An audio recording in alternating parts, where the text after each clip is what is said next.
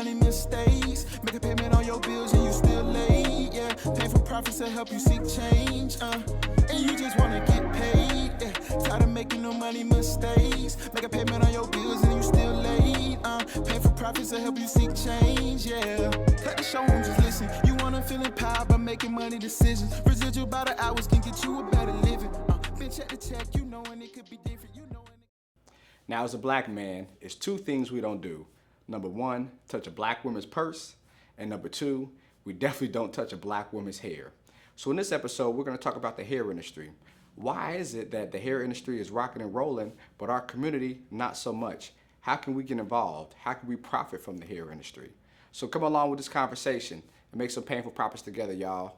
Peace. So this might be naive as a black man, but are those dreads or they actually braids? These are dreads. Really? Okay. You know, when I got pregnant with my son, I said I'm going to lock my hair up. I didn't want to do anything with my hair, so I decided to lock my hair, and I just feel so liberated. Really? Why do you ask? So literally like 2 days ago, me and my wife had the conversation. She has her, it's natural, beautifully natural. She's like, yeah. I'm thinking about locking my hair. Yeah. And when I think of dreadlocks, I think of dreads, right? Yes. Rastafari. Yes, Rastafari. Yeah. So I just, man, it's a lot of money this been. Like, how much do you spend in hair care products? So here's the thing. Prior to me getting my locks, I probably would spend between buying hair, getting someone to install it, probably spending like $1,000. Wow. So that's another reason why I decided to lock my hair, because it's, I'm able to save a little more money, even though now I still spend maybe about $100 a month. Okay. Maybe $150 if I'm buying some product. Okay. But I've saved so much money. And it's so crazy that you asked me that, because as a black woman, I'm always saying, I'm going to these stores and giving them so much money for hair and things like that. And I'm like, I could probably use that money myself and invest that back into myself, or invest that in other ways. So it's so funny that you asked me that, because it's been a lot of wasting money.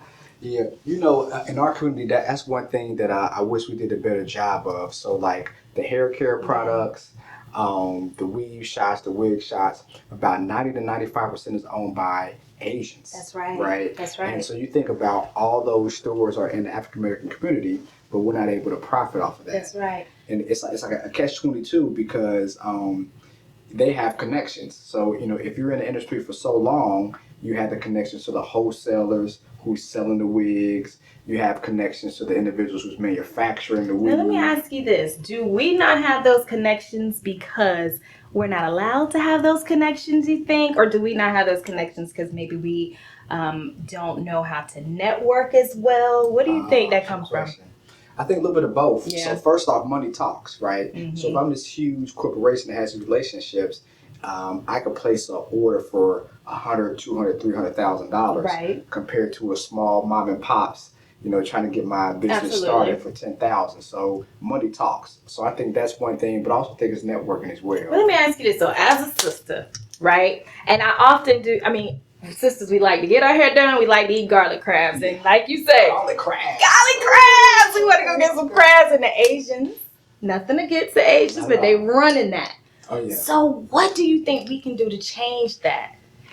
If we are probably 95% of the consumer, I just feel like we should be 95% of the business owner. That's true.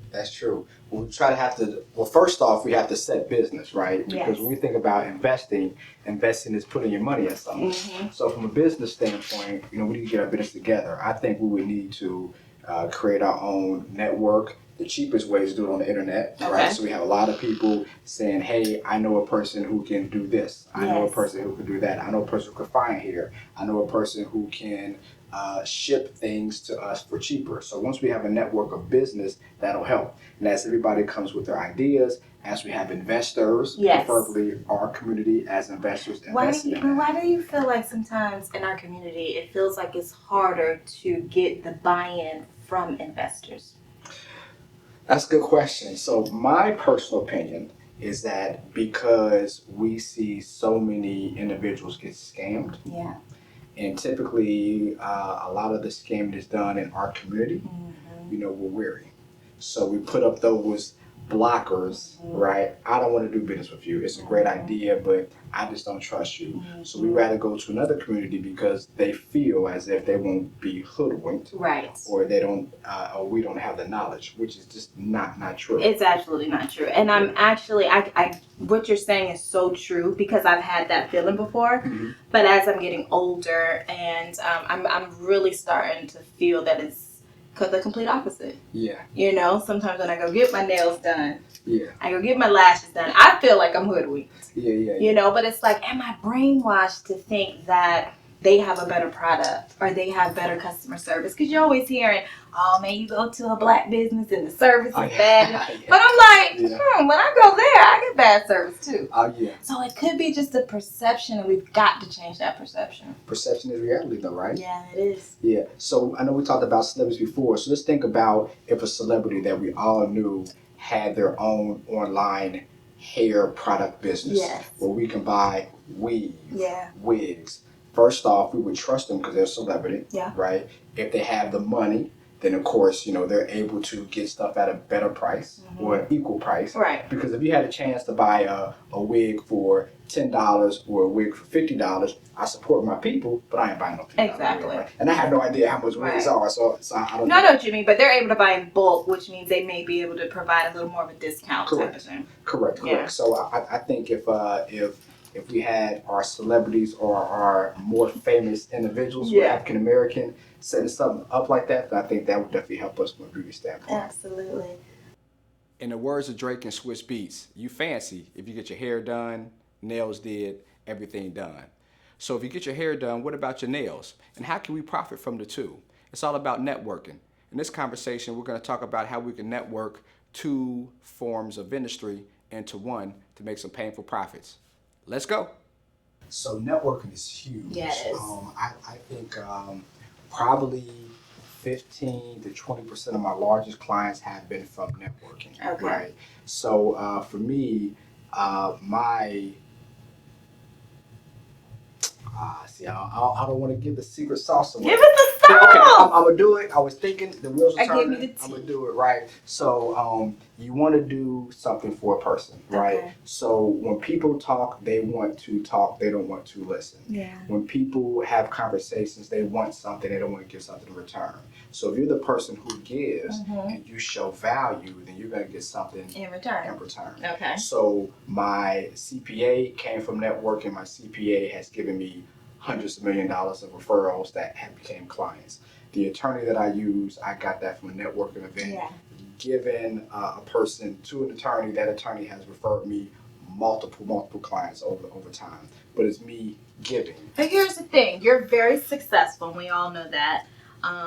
However, what about someone who may not have the opportunities to be in contact with a CPA or an attorney? The average consumer, the average person who's trying to start their business or grow their network. Yeah. Like, where can you go?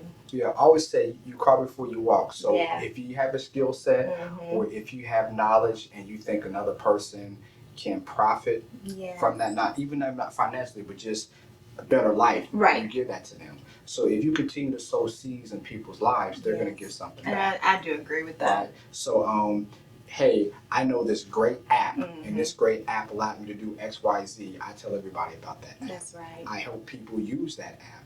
In exchange, somebody's going to say, you know what? Thank you. Yes. What can I do to help you? So true. Yep. And I am a true believer that you can learn from anybody. That's true. I go to work every day and, you have imbeciles at the job. You're like, I ain't going to learn nothing from that old stupid one. But you really can, you can learn from anybody. Yeah. Prime example that literally happened 2 weeks ago. So it's a person here in the city that we're at that he's currently running for city council. Okay. Right. The last time he ran didn't go too good. But we have a good rapport. A good relationship. So he called me last week, hit me up for donations. Right. They all do. Right? So I said, you know what? Instead of donating money, I'm going to give you what has helped me in my business, my virtual assistant. So I have a virtual assistant. That virtual assistant does so much for me that my staff doesn't do. Okay. Now, yes, my virtual assistant is in a whole different continent, not country, but because she's my virtual assistant, she has 40 hours to do whatever I ask her to do. I have been more productive in my business by having that virtual assistant. So I said to this council member that's running, how about you use this virtual assistant for some of the things that your volunteers don't want to do, or some of the things in the background that you have your volunteers do something different.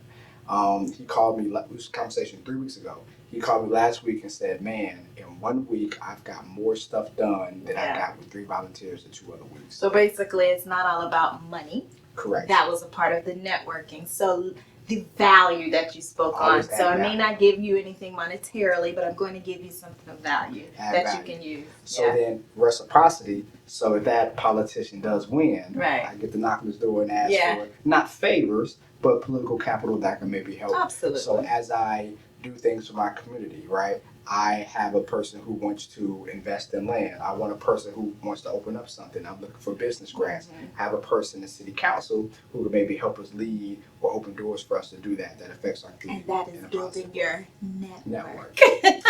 Got it. Makes sense. So I think that, I have a lot of girlfriends, a lot of homegirls who are always complaining about, I'm tired of going to certain people to get my nails done. I'm tired of going to certain people to get my hair. So I think what needs to happen is just build more networking. People who have that knowledge, and they can share that knowledge with others so that we can kind of start doing our own thing.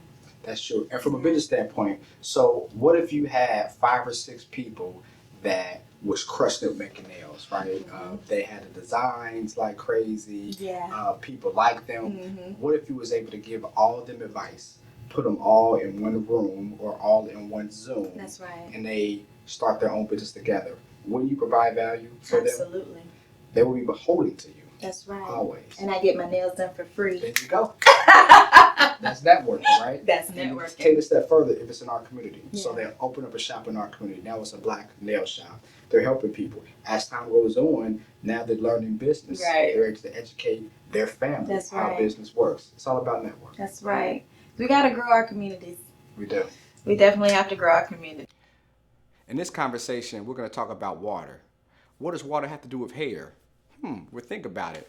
We drink more water, we're hydrated, our hair grows more. We're going to talk about that from an investment standpoint.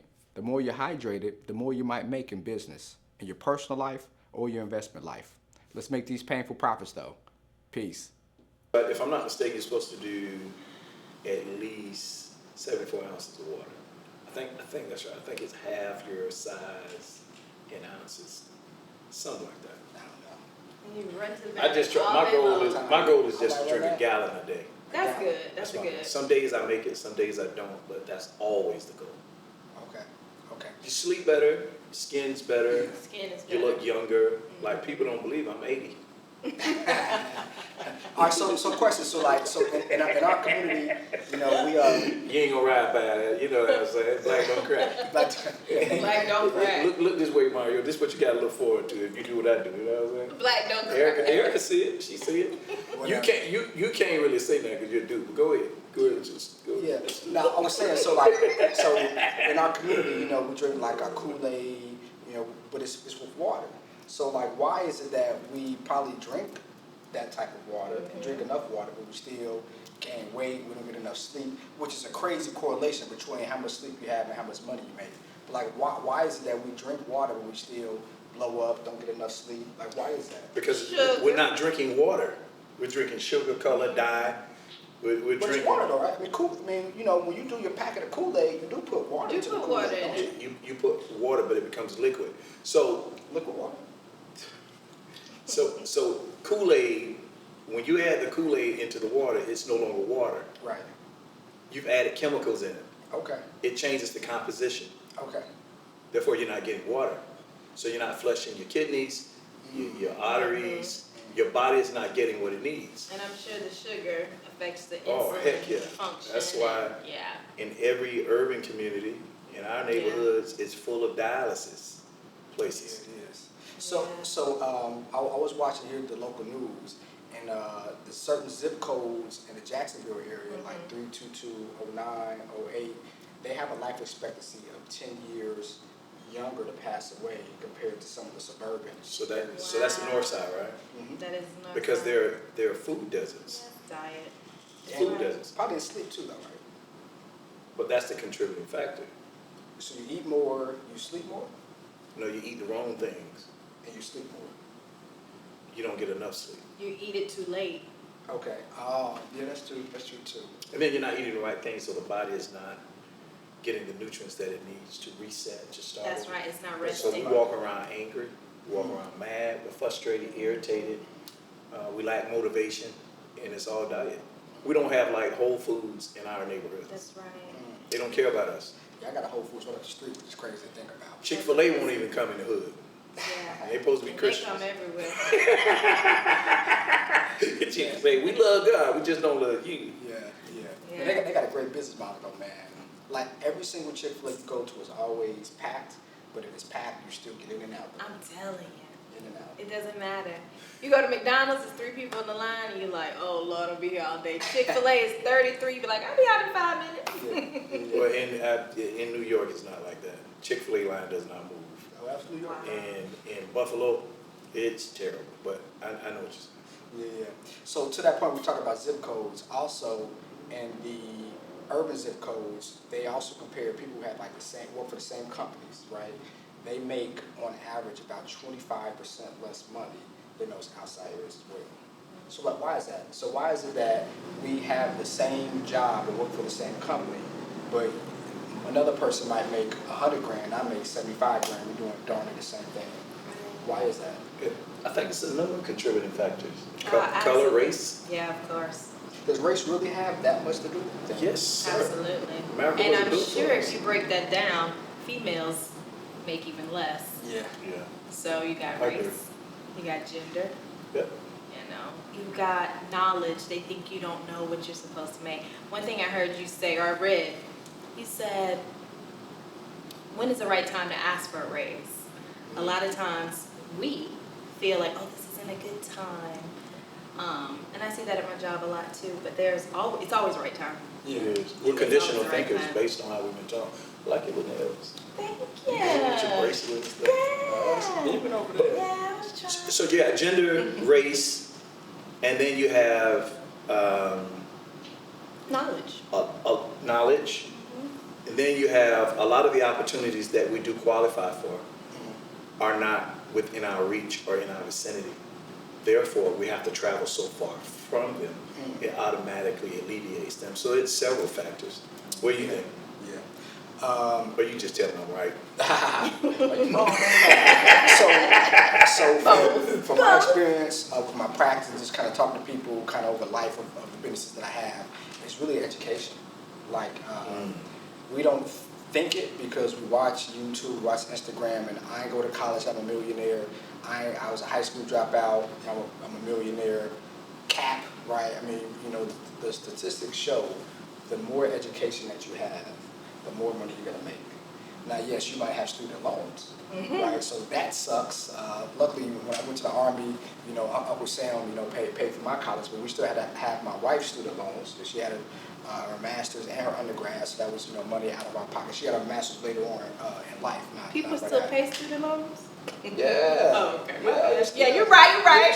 Yes, I mean, yeah. So I think somebody testified. No, you're right. So like a person with no high school degree over the next 10 years, they're making about between $20,000 and $27,000. A person with a college degree, right, they're making it between $35,000 to $45,000.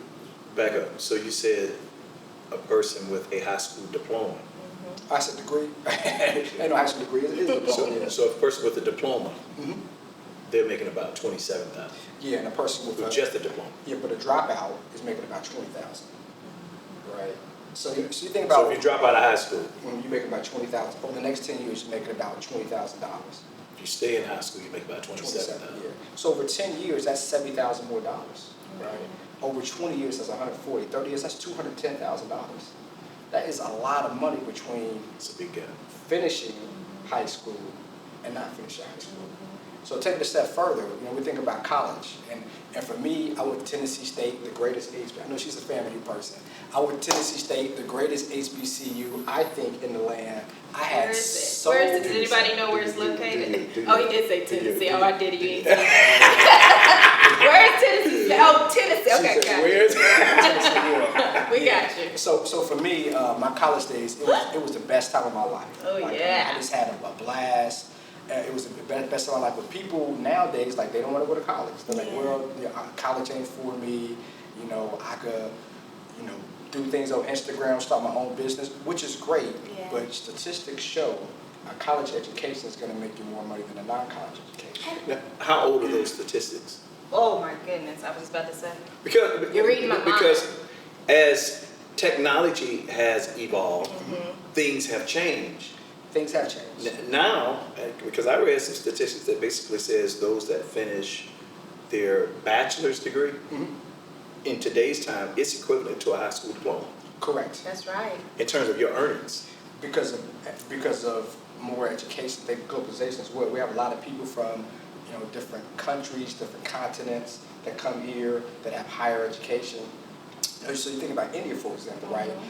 You having a college degree is like nothing, right? Most individuals have their master's, not doctorate. Oh, yeah, that's So right. as they come here, right, with the more education, they're going to get the better jobs. So because we have more individuals with better education, that's allowing people with just a high school diploma or a college degree not getting the best jobs in the world. So you have to level up from an education standpoint. Now, do you think that's only in specified areas, or would you say that's as a whole? Because I would say where I work, the average salary is probably 150, 200. And there are very few degreed individuals. I think that's specified. Yes, So that's it like may commission be- based sales, right? Correct. Yeah. That's how you get the bag. Sales. Like Oh, yeah. if you're in corporate Sales and skill. Yeah, skill and personality. Because I know but it all comes back to sales though. Like you have to have personality, you have to have people skills, you have to be able to negotiate, you have Correct. to be able to persuade, Yes. right? And all that is sales related. But typically in all business, the sales individuals or the sales managers always make more than the service individuals. The people who's right. running the business doesn't make as much money as the person bringing money in. That's right. You got it. So tell me a little bit from your business standpoint, how does that fit? Oh, I'm persuading every single day, right? Yeah. So even when clients are making money, it's crazy because like when you make money, you think you want to invest more. But when a person makes money, they want to kind of fall back or they want to do a bad thing. Hey, this stock is going up like crazy, let's add more to the stock. Well, I want to persuade you not to do that. If anything, you might want to sell Right. because this stock might be at its high. So if we sell high and buy the stock at a lower price, that's how you're going to make more money. But people don't see it like that. So my job every single day is persuading people, hey, I made all this money, you know, I want to cash out and I want to buy something with it. Yes. Why would you do that? Right. You know, you want to let this thing run or preserve your money, right? So I'm persuading people every single day. I can Every single imagine. day. Yeah. So it's all about persuasion, which gets me to my next point I want to talk about, right? Sleep. How many hours of sleep do you guys get? And how do you think that equates to money? Maybe 6 hours. 6 hours. Yeah. Okay. Now, is that because of kids and husband and family life? Or is that because, you know, you're able to sleep more if you want to, but you just kind of lounge around, decompress? No, kids. Kids. Yeah.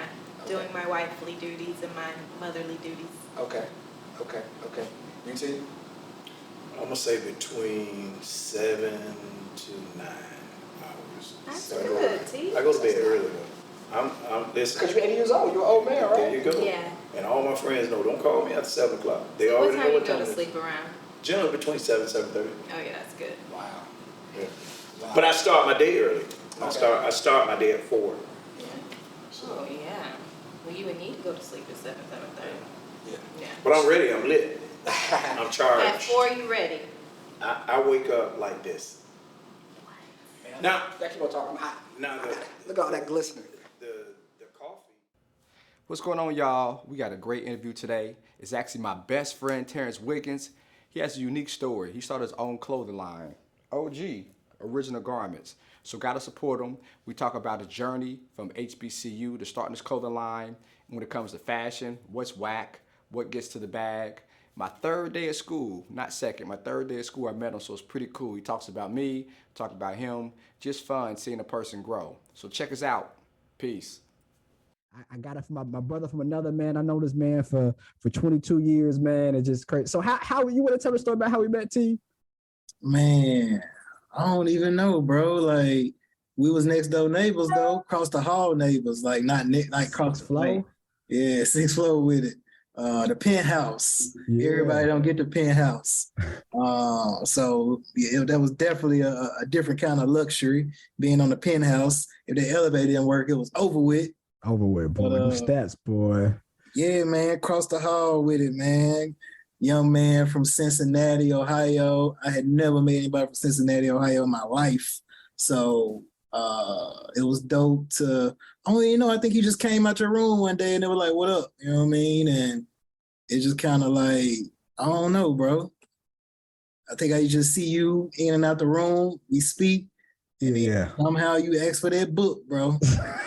I did. Biology class, man. Man, that biology class wasn't no joke, boy. I probably didn't need the book either. It ain't matter. Still got a D out there joint.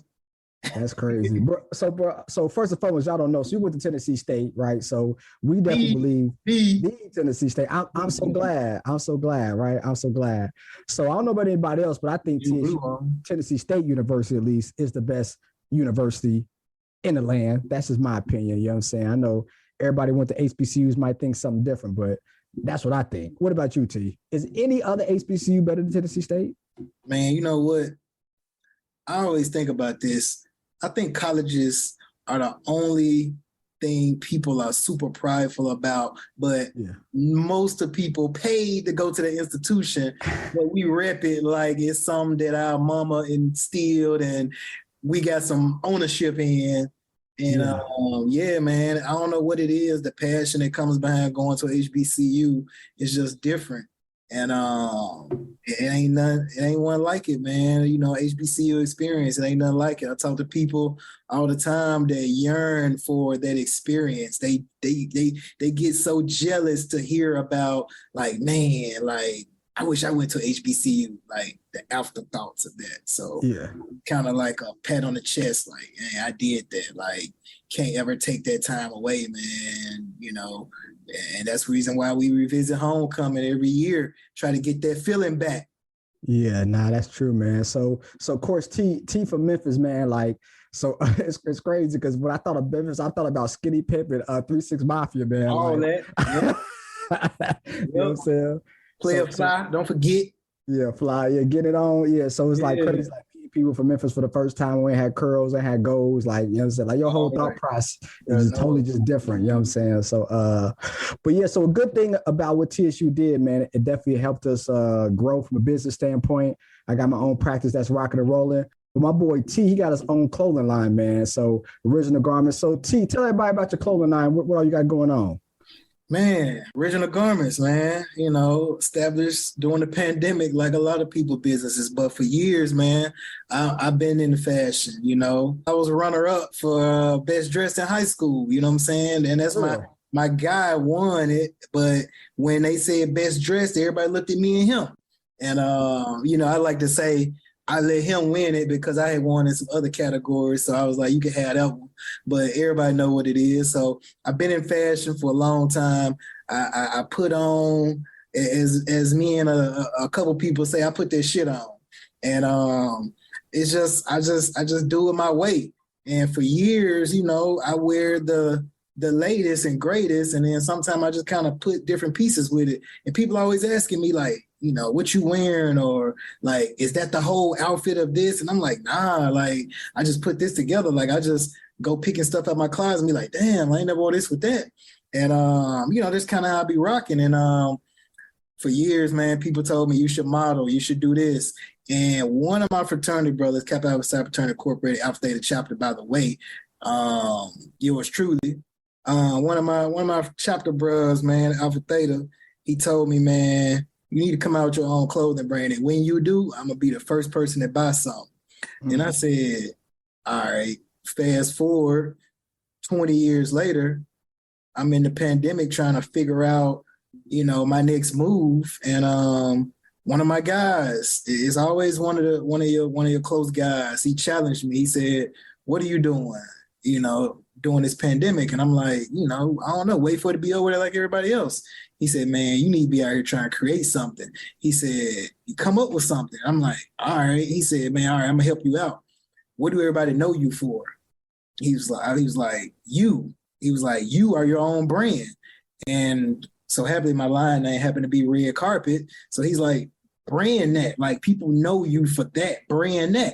And I'm like, "All right." He said, "I'm gonna challenge you. I give you 48 hours, come up with a name and an Instagram page. Get it going."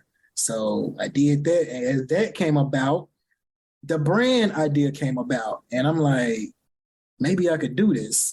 And just started brainstorming in my head about some stuff. Yeah. No name. But then coincidentally, my co-founder found, he called me up one day randomly. He was like, "Man, we've been known to put this shit on, man. We need to come up with our own thing." And I'm like, wow, like I was just thinking that.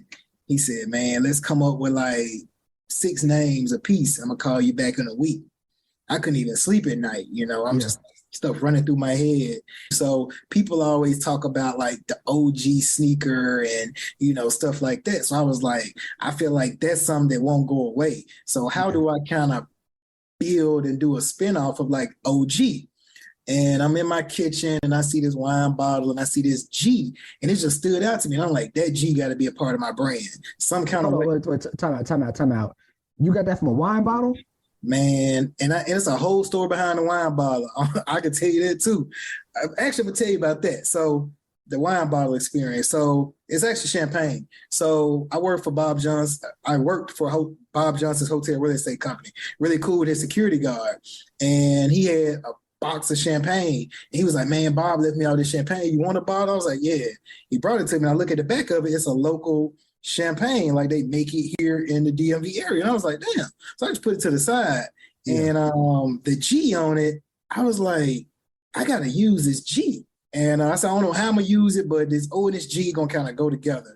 So talking to my business partner, we came back with a couple of names. I said Original Garments. He said, "That's it." He said, "That's it." And I said, even something cooler about it. I said the O and the G gonna be like the scientific table. And the reason why I wanted to implement that is because a lot of people try to mimic what I do and it don't look the same. Yeah. You know what I'm saying? Like I could be standing beside somebody got the same outfit on, but it ain't gonna look like mine because of how I put it together, how it's fitted. What I might do, I might roll the sleeves up. You just don't know what I'm gonna do with it. And I say it's kind of a science to it. Like it's something that it's like it's methodical. And some people don't think about it that way. They think just puts clothes on and you look nice. And it's like, nah, you look regular actually. And I don't like looking regular. So the whole OG logo came about. Yeah. And then it just kind of started evolving after that. I started thinking about other brands and what they're doing. And I always was told by someone, being in a finance industry, they said, don't reinvent the wheel. It's already there. Just put your spin on it. And so I was thinking of different things to do. And I wanted something tangible for the brand. And that's how the lime green safety pin came about. As you can see, that you can put where you want. That's what makes it an original garment. So yeah, man. So that's how it came about.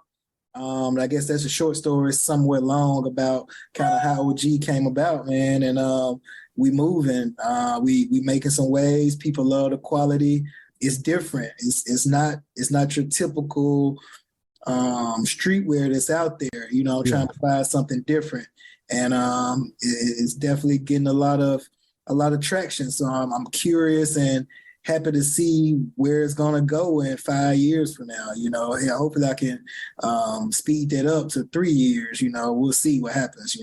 Well, the famous words of Lil Wayne, I don't drink champagne because it made my stomach hurt. But for you, that ain't the case then, I guess, huh? It worked out all together. Everything happens for a reason, I mean, we on this podcast because, I bought $100 book. And you had the audacity to ask me, could you use it?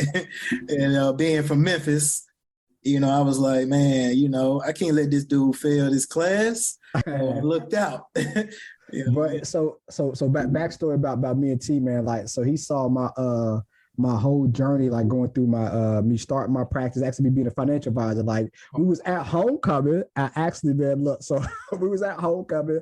I was studying for my Series 7 test, man. We was in the car. Man didn't want to miss homecoming. Yeah, we was in the car, man. We was gonna go to a day party, man. So I'm stalling, like, man, I'm gonna give about 15 more. I got to study, man. So yeah, so like literally studying for my Series 7 test back in 2006, man. You just glazed over something. You said we was going to a day party. We was going to the Alpha Theta world famous tea party. Oh, the tea was a tea party. You couldn't get in without an Alpha Theta nuke back in those times. It was like, you ain't got no ticket. You don't know about the dough. You probably ain't getting in before it gets shut down. So Mario definitely made sure he stayed close to me on Friday around noon. He made sure he made his business to get where I was at. If it wasn't nobody with me, it was him. He was always going to be with me, studying for his damn test and everything. You know, he made sure he was definitely going to be about his business, and we was definitely going to turn up for homecoming. Bro, and that's homecoming, like, so we had the tea party, the Qs had like the oil spill, like it was just so much, and that's the great thing about the HBCU, man, like it's just so much camaraderie, man, so much unity. It's just our culture, man. Like it's nothing like it, man. It's nothing like it at all. I'd be like, look, I got this test I got to take so I can get the bag, and the bag is just crazy now because of what I did. Man, the bag's super crazy. You know what I'm saying? But damn, I should have taken that test with you. Damn. Nah, but you got your own clothing line, bro. You good. So I got to ask some questions about the clothing line, man, because, you know what I'm saying, a lot of people want to do something, and I tell my clients, you know what I'm saying, it's all about execution. We had these ideas, we want to do something, we don't execute. Like, what was the one thing that made you say, hey, I've been thinking about this clothing line, but I'm going to do it? Like, what was just the one thing that made you actually just do it? My people, my close people, they seen this in me for years. I mean, I had one of my homegirls, she was like, damn, you got this idea, like, create the LLC, show me you for real about it. And I'm like, yeah. She was like, you got the idea, create the LLC, show me you real about it. And I'm like, all right. So when I started making those moves, as people were pushing me, create an Instagram page, create the LLC, create the name. And then it just kind of like, all these were people close to me that were saying these things like, bro, like, stop talking about it, like, do it. Yeah. And it was actually kind of crazy how it all started happening. Even my first hat, I didn't want to wear it because I'm like, what if somebody asks to buy it and I'm not really ready to sell it? Like, I don't know what to do. Yeah. And I was like, I went to a big festival and I'm like, I'm gonna wear my hat. And I had one guy. I saw a lot of people look at it, but I had one guy. Yeah. I still got his name saved somewhere, but one guy, he said, man, what kind of hat is that? He said, where you get that from? I said, it's my clothing brand. He said, I want to buy it. I support new and upcoming brands. And I said, all right, man. I took his info down. He got a website and thing. I'm like, nah. Took his info down. I got back to him. I said, bro, I'm gonna mail you this hat. The packaging probably was trash. I just knew I had to get this hat in his hand.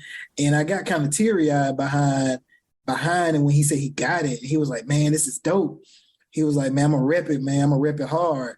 And I was just like, wow, like, that was my first. And I told him, I was like, man, you my first sale. That mean a lot. So I was like, that was like the damn, like, one person at a huge music festival noticed OG. So I said, it's only a matter of time when people start catching people's eye, man. And yeah. I get a lot of feedback on it. And I ain't got a lot of negative feedback, but the good feedback is interesting. Like somebody was like, oh, wow, like, people don't write in cursive no more. So that looks real cool. And I'm like, damn, I didn't think about that. Like, it was just kind of, we got somebody to draw up the logo, and that's kind of how it came out. You always remember, like, your first, like my first client with my practice. I remember like it's yesterday. Like, he gave me a $60,000 check. He's like, look, man, you talking about these stocks, man. I'm gonna give you $60,000. It's more than where this came from. I'm gonna give you $60,000. And like, at the time, it's still a lot of dang money. Don't get me wrong. Yeah, that's a lot of money. But like, now we got going on, it's different. But it was like, man. I was like, man, like this is a lot of dang money, man. So like, you always remember like the first person, man, like the first person. And then I'm pretty sure for you, it gave you that drive, like, you know, if one person, because, you know, especially in our community, right? Like, you know what I'm saying? We might say, I see you, you know, so we might say, but we usually, especially dudes, like we don't just give compliments like that, you know what I'm saying? Like, Goodness, bro. it is what it is. Like, we might tell our homie, like, that's fresh. We ain't gonna tell you, though. It's just, it is what it is. But for somebody to tell you that just had to give you this, like, mad confidence. What do you think the biggest struggle in your business is so far? Everybody's struggle is funding.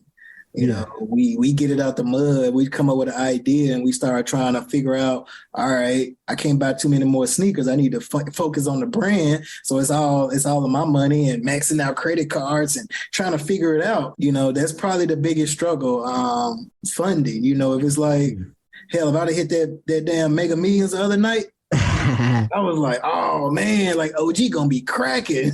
Like I'm dumping like, man, like a couple mil in OG, like, you know, they tell me nothing.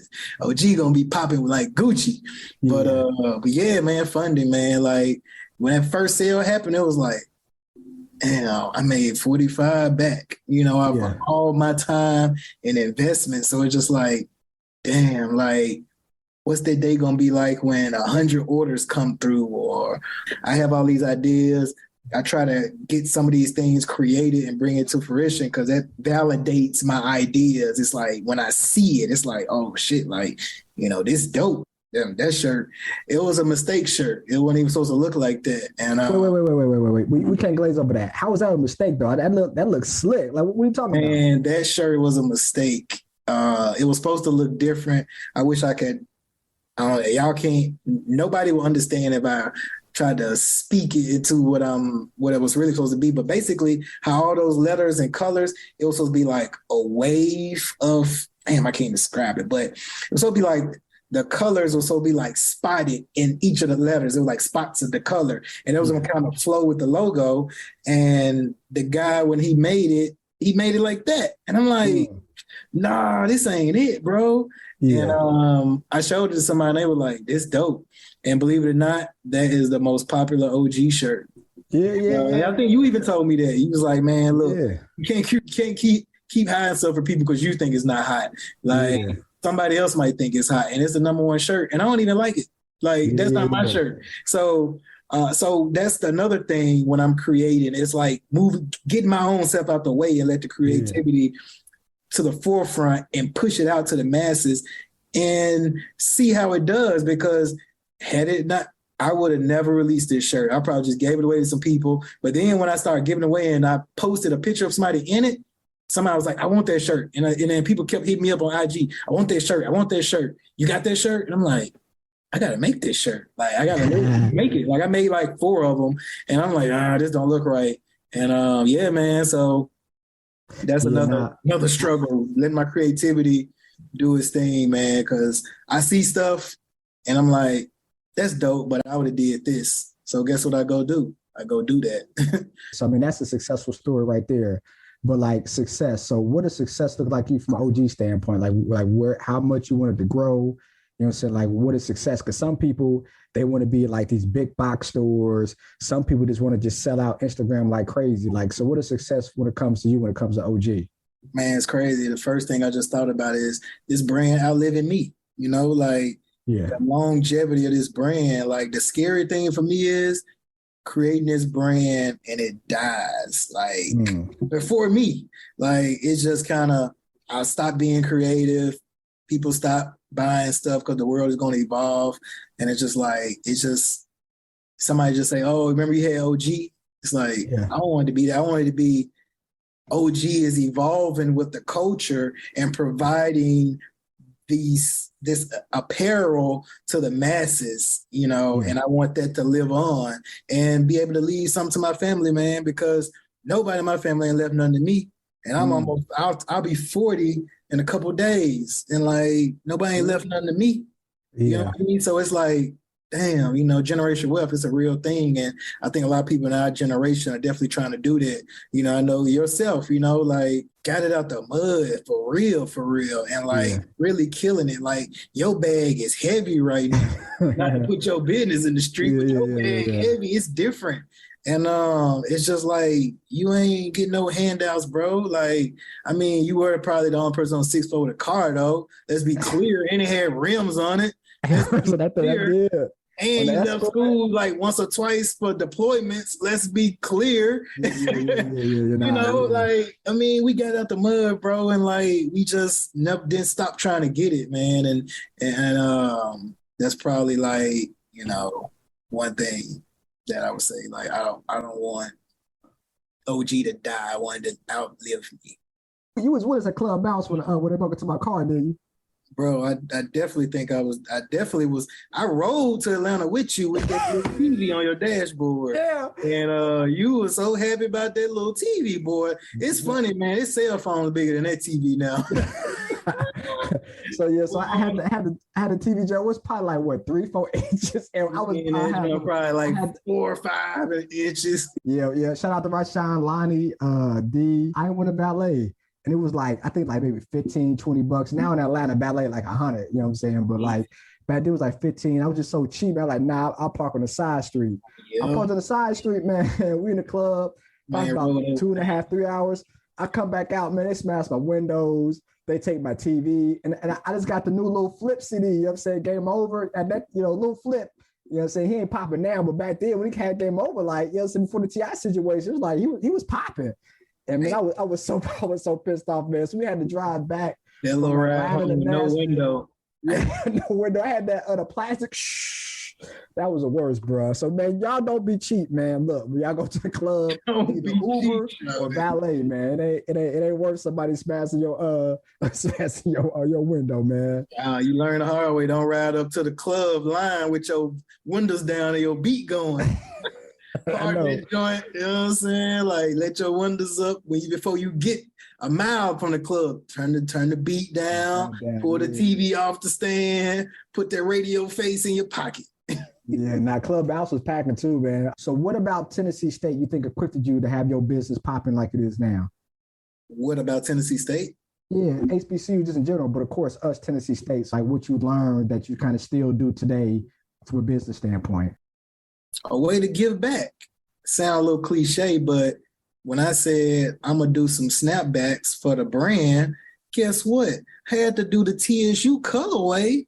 Yeah. I got the TSU colorway, the black and the red. So I had to do the TSU colorway because I said, I mean, what I'm going to do for my people? Like, if I just have random colors and they're going to be like, man, they want to rock it at home, coming with their gear, So that was probably like one thing I knew I had to do. Like, I learned the hustle, not necessarily all at TSU, but, in my growing years. But I knew I had to have a colorway if I was going to come out with a brand and wanted people to support. And, and that's crazy because homecoming, I decided to display one of my jackets and people was going crazy about it. People was like, man, I want to buy the whole lineup right now.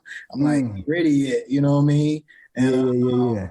But I just knew I had to find a way to give back and, representing the school colors, man. There was no better way. I know me and you went to hella homecomings together, you know what I'm saying? So I know for you, what university has the best homecoming? The Tennessee State University, man. Okay. Like, I mean, I try to bring people to my homecoming every year, man. And we've had some people miss their own homecoming and pull up on us.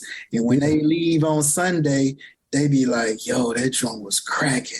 I be like, I know. That's why I ain't missed one in 22 years. Yeah. I ain't missed a homecoming.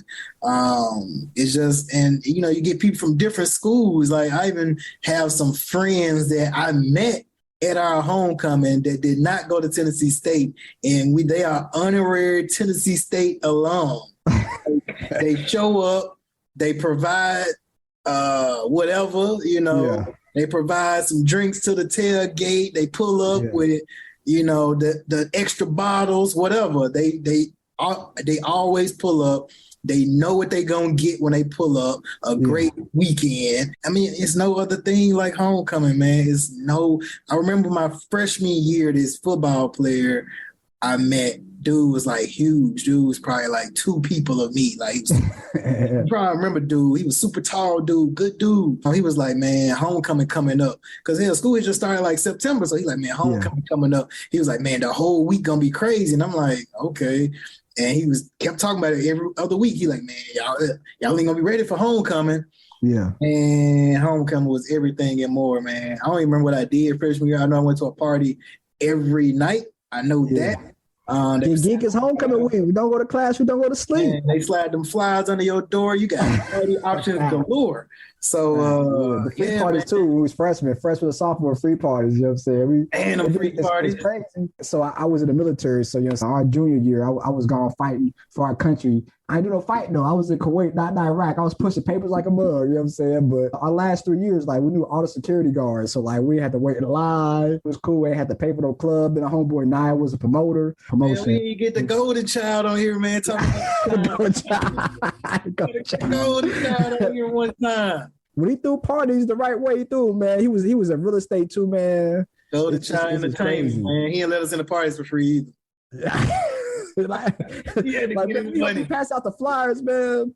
Yeah, he's like, dang, you gonna let us in free? We're gonna sneak in. How about that? Much of an HBCU experience alone. Like I had the T CDs cracking. You know, said my homeboy T.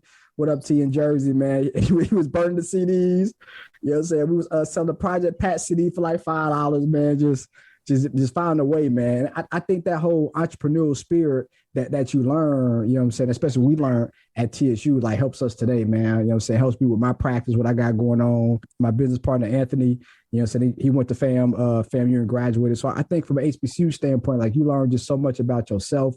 You learn so much about business. You learn so much about kind of making it work for you that as you get into corporate America or you start a business, like you can't fail, you know what I'm saying? Because you learn so many life lessons. I think that's a huge difference. I got, friends and family that went to PWIs. It's just different. Like their whole experience, their homecoming is different. Like, so I'm in Jacksonville. So, you know what I'm saying? We got the Florida, Georgia game. You know what I'm saying? We go to their tailgate. They tailgate is way different than what our tailgate is. You know what I'm saying? It's just different. Unless you went to an HBCU, like you just would not understand at all, man. So what do you see OG in the next 1 year, the next 5 years? Middle of this month, be like the 1 year anniversary. So that's crazy. So 1 year from now, man, design's going crazy. In 5 years, it should move to what I think it should look like. And my thing is I want OG to be a household name. I want some celebrities rocking OG. I want people hitting my line. I want to be that designer that's showing up to, certain fashion shows, giving people some merchandise. Hopefully somebody at one of the big fights have an OG hat on, sitting one of them front rows or something, So that's what I see OG in 5 years. Man, who you taking? You taking Crawford? You taking Spence? I'm a bid man, so I would probably put money on both of them. I'm biased because Spence is a Dallas boy, and I'm a Cowboys fan, so I'm a little biased. But I don't know, man. Like, that's gonna be a good fight. And the crazy thing is, I think it's gonna go decision, and it's gonna be so close, nobody ain't gonna know it. It's either gonna be that, or somebody gonna come in there playing and it's gonna be a body shot that's gonna get them up out of there. But if I had to bet, it's gonna go 12, it's gonna be by decision, it's gonna be so close. It's gonna be a trilogy. It's gonna have to be part 2, part 3, because it ain't gonna go that simple. But I don't know, man. I'll be sitting by. I don't know how to go to that fight. I gotta be in the building with the energy. That's gonna be crazy. That's gonna be like Floyd fighting Pacquiao in the prime, because they ain't really fighting in the prime. Yeah. Pacquiao was hurt too, like, you know what I'm saying? Like, he hurt his shoulder before the fight, man, but he had to get the bag. August time frame 2020 when like things just opened up. So like, I know at the time, but like I was in the TSA line, you know what I'm saying? TSA line, you move so quick. Crawford was behind me. Like I went first class that flight, so we sitting down, he got on. I heard that light flex, that flight. I'm champ, you know what I'm saying? Pound him, keep it going. But yes, I ain't the biggest person in the world, but like I think Spence is the bigger fighter, man. I think, you know what I'm saying? I know Crawford is skilled, but Spence is the bigger fighter, man. I think Spence is going to wear him down, man. Like, they've been talking trash on Twitter, man. Like, you can literally pull up Spence Twitter right now. He's probably slick something about, He's probably slick saying something about Bud in the tweets, like, and people be like shooting at him too, and he'll say something slick back. Another boxing story. I was in Turks and Caicos with me and my wife anniversary a couple years ago, right? And so they have a thing called like a fish fry, you know what I'm saying? So they like the whole town come out. So just guess who was in town that week that I got to, you know what I'm saying, toast to and take a shot with at the fish fry. It's only one guy that I think of, and that's the Money Mayweather, and I'm assuming it was him. That was about to grab like tough. Nah, but he is part of the Money team though. Your homeboy Javante, man. Your homeboy. Oh, little Tank was out there. Yeah, so I'm like 5'8". He was shorter than me, man, but he was just so cocky. Boy, Nick probably big as your whole body though. Boy, Nick like a pit bull. To be a boxer, you got to be such good shape. Like you might just be short, but like you just all just muscle, man. Like them fools run 15, 20, 25 miles a day. Like you got to be in so much shape, man. I met this guy, man, and he trains for boxing. Like he like does it like leisurely, but he was like, it keeps you in a whole lot of shape. And I was like, man, I want to get involved, you know, like. When it comes to HBCU in Tennessee State, have you ever been purged before? And if you have, then what did it feel like? Man, you know what? I never got purged because I was always that person that said, I cannot afford to get purged because if I do, it's going to throw my whole schedule off and I'm going to have a 8 o'clock, a 2 o'clock, a 5 o'clock, and a 7 o'clock. Can't do that, bro. That ain't going down. So I said I would not get purged. And I knew the teachers I needed that was going to get me up out of there. So those classes going quick. So I was making sure I did not get purged, but I definitely didn't walk through the student center a couple of times and seeing people crying in the corner. So they got purged. You know, they lost all their little classes. So now they pick up the new classes. They got to take the next one of the classes next semester. They got a half a load. You know, they part-time. Like, it's the worst, bro. Like, it's everything gone. I got purged one time and I was so sick. Like, man, hold on, man. The military paying for half my college, man. Like, what are we doing here? Why am I getting purged, man? But we worked it all out, man. My first year roommate, Shabar, second semester, he got purged, man.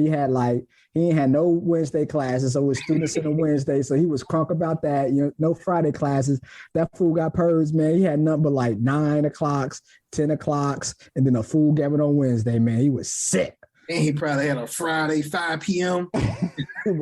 he was sick, man. So I worked at Howard University too, man, and they kind of behind the 8 ball with it, but they were trying to implement purging, and they were doing it. They implemented one semester.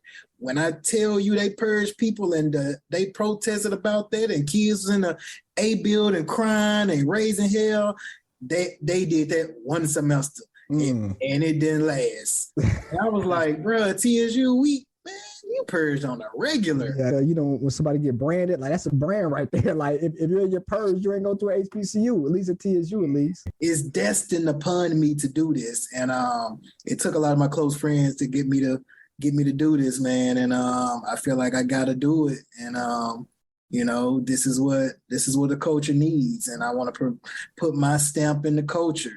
And OG is gonna be it. Yeah. Nah, man. Well, salute to you, man. Definitely. I got my jacket. My homeboy got me. You know what I'm saying? Definitely got to get a color wave and definitely got to continue to support, man. So how you going to hide something from your homeboy who does business for a living? But whole other story, man. You know what I'm saying? But you told me about it. We said with the Memphis, talking about HBCUs at the Memphis classes, man. This could be the last year too, TSU for Jackson State, man. That's just, I can't believe it's going to be the last year. But you was telling me about it, man. And like to see from like that vision and like the pictures that you had, and you tell me about the distribution you was doing, you know, with the companies in China to like now, man, it's just crazy to see how much it's growing, see how many people. Man, I just was so nervous to talk about it because I didn't know what I was doing, and I was like, I don't want to talk about it, and then nothing happens. Yeah. And you know, I was working on stuff behind the scenes, and people was pushing me, you know, and I just couldn't tell my close guys just yet because I didn't want people, man, what the merch, what it, you know, I was just like, I got to do this. And it's still to this day, people, I need, and it's just like, hold up. Like, just because you know the CEO and founder, like, chill out. Like, you know, eventually I'm going to send you to the site too now. Calm down. I got you. Like, and you just want to get paid. Tired of making no money mistakes. Make a payment on your bills and you still late. Yeah, Payneful Profits to help you seek change.